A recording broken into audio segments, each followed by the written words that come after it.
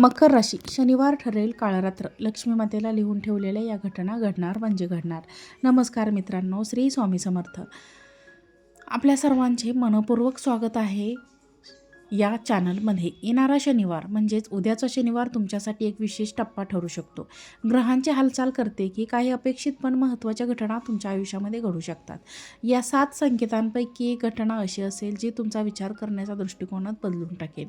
त्यामुळे घाबरण्याची गरज नाही, कारण प्रत्येक बदल हे प्रगतीची सुरुवात असते. आज आपण जाणून घेणार आहोत या 7 शक्यता ज्या तुमच्या करिअर, आर्थिक स्थिती आणि नातेसंबंधावर परिणाम करू शकतात. व्हिडिओ शेवटपर्यंत नक्की पहा, कारण शेवटचा संकेत हा तुमच्यासाठी सर्वात महत्त्वाचा असू शकतो. आज आपण अशा एका काळाविषयी बोलणार आहोत जो वरकरणी सामान्य वाटतो, पण अंतरंगात अत्यंत गोड आणि परिणामकारक संकेत घेऊन येतो. काशातील गृहस्थिती, नक्षत्रांची हालचाल आणि दैवी नियतीची रचना या सगळ्यांचा एकत्रित परिणाम काही विशिष्ट घटनांमध्ये प्रकट होतो. हा काळ भीती निर्माण करण्यासाठी नाही, तर जागरूकता वाढवण्यासाठी आहे. कारण जेव्हा देव काही लिहितो तेव्हा ते बदलण्यासाठी नव्हे, तर समजून घेण्यासाठी संकेत. आज आपण त्या 7 घटनांबद्दल जाणून घेणार आहोत ज्या अचानक घडू शकतात आणि ज्याकडे दुर्लक्ष करणे योग्य ठरणार नाही. पहिली घटना म्हणजे हा तुमच्या मनाशी संबंधित असेल.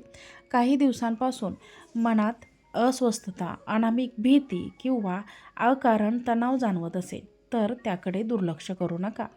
ज्योतिषशास्त्रानुसार जेव्हा चंद्र आणि शनी यांचा सूक्ष्म प्रभाव मनावर पडतो तेव्हा विचारांमध्ये गोंधळ निर्माण होतो, आणि ही वेळ स्वतःला दोष देण्याची नाही, तर मन शांत ठेवण्याचे आहे. ध्यान आणि सकारात्मक विचारांचा आधार घ्या, कारण मन अस्थिर झाले की निर्णय चुकीचे होतात. मन विचलित होऊ देऊ नका. ही घटना तुम्हाला थांबून विचार करण्यास भाग पाडेल. हा व्हिडिओ शेवटपर्यंत नक्की पहा आणि व्हिडिओला एक लाईक करून चॅनलला सबस्क्राईब करा. दुसरी घटना म्हणजे तुमच्या नातेसंबंधाशी जोडलेली असेल. एखाद्या जवळच्या व्यक्तीकडून अचानक वर्तनात बदल दिसू शकतो.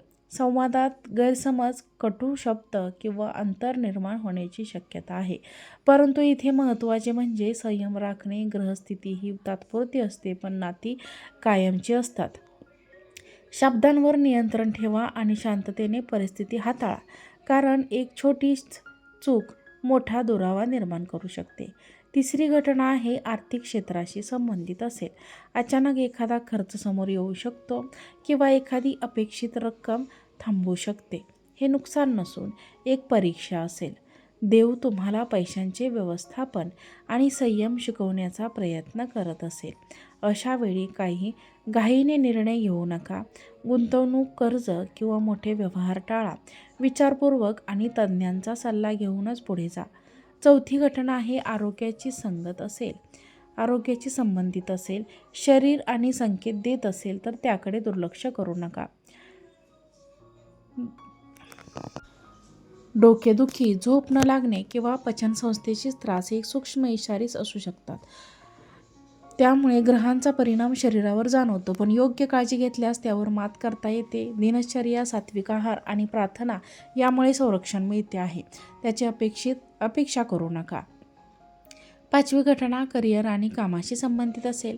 अचानक जबाबदाऱ्या वाढू शकतात किंवा वरिष्ठांकडून दबाव येऊ शकतो. कदाचित एखादी गोष्ट अपेक्षेप्रमाणे घडणार नाही, पण लक्षात ठेवा, ही वेळ तुमची परीक्षा घेण्यासाठी आली आहे. प्रामाणिकपणा यांचा आधार घेतल्यास तुम्ही यशस्वी व्हाल. अडथळे हे प्रगतीची पायरी असतात. सहावी घटना म्हणजे एखादा गुप्त सत्याशी संबंधित असेल.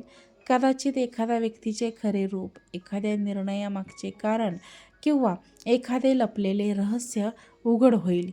ही घटना मनात भीती निर्माण करू शकते, पण तेच तुम्हाला योग्य मार्ग दाखवेल. सत्य नेहमी उशिरा का होईना समोर येतं. सातवी आणि सर्वात महत्त्वाची घटना म्हणजे आध्यात्मिक परिवर्तनाची असेल. लग्नाची असेल. जे काही घडेल त्यातून तुम्हाला एक नवी दिशा मिळेल. देव कधीही कारणांशिवाय संकटात येत नाही. प्रत्येक अडचण एक संदेश असतो. ही वेळ तुम्हाला अधिक मजबूत, जागरूक आणि परिपक्व बनेल. संकट हे शेवट नसून सुरुवात असते. या काळात काही गोष्टींची विशेष काळजी घ्या. वादविवाद टाळा, नकारात्मक लोकांपासून दूर राहा आणि स्वतःच्या अंतःकरणाचा आवाज ऐका. ध्यानधारणा, मंत्र, जप आणि सत्संग यांचा आधार घ्या. कारण ज्योतिषशास्त्र हे फक्त भविष्य सांगत नाही, तर योग्य मार्ग दाखवते. लक्षात ठेवा, जेव्हा अंधार पडत होतो तेव्हाच प्रकाशाची चाहूल लागते. भीती वाटली तरी घाबरू नका. प्रत्येक घटना तुम्हाला काहीतरी शिकवण्यासाठी येते. देवावर विश्वास ठेवा, संयम राखा. तुमच्या कर्माची फळे योग्य वेळी तुम्हाला नक्कीच मिळतील. ही वेळ तुम्हाला स्वतःकडे पाहण्याची संधी देईल. आत्तापर्यंत केलेल्या चुका सुधारण्याची, राजांना जपण्याची, स्वप्नांना नवी दिशा देण्याची परिस्थिती कठीण वाटली तरी हार मानू नका. कारण नियती तुम्हाला तोडण्यासाठी नव्हे तर घडवण्यासाठी कार्यरत असते. जर तुम्ही या संकेतांकडे लक्ष दिले तर संकट टळू शकते आणि त्याचा परिणाम हा कमी होऊ शकतो. सजगता ही सर्वात मोठी शक्ती आहे. देवाने लिहिलेल्या प्रत्येक ओळीमागे एक संकेत असतो, एक उद्देश असतो. त्या उद्देशाला समजून घेतले तर जीवन अधिक सुंदर बनते. शेवटी एवढेच सांगू इच्छिते की संकट हे कायमस्वरूपी नसते.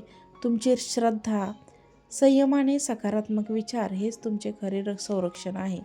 येणारा काळ जरी कठीण वाटत असला तरी त्यातून एक नवीन पहाट होईल. आपण सर्वांनी जागृत राहून शांत मनाने आणि दृढ श्रद्धेने काळाचा सामना करायचा आहे. देवावर विश्वास ठेवा, कर्म करत राहा आणि सकारात्मकतेचा दीप कायम प्रज्वलित ठेवा. कारण शेवटी विजय सत्याचाच होतो आणि प्रकाश नेहमी अंधारावरच मात करतो. वरील व्हिडिओ आवडला असेल तर व्हिडिओला लाईक करा.